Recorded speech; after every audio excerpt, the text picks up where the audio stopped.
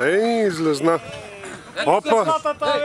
О! Е, тук е сухото, викаме тук шатрата. Кажи! Абе, е тук е сухо, викам да сложим тук шатра, виж, тук е съхнало бързо. Панцър, мани го това. На 3 километра последен идва, педерас. Да му оставим място. И сега докато е ранен, ще го бием. Що после... Онзи ден си призна, че не мога да се пие. Да. Откъде е набута тук? Абе, тая хубаво такова. Сега ще е такова. Къде купи, бе? Едно куче носиш, а? Едно куче носиш. Хубаво е та. Сега ще видим. О, колко качпара? Ето на Генка Шикерова новата спалня, където тази вечер може да удори едно мадо. Примерно, ако има нещо.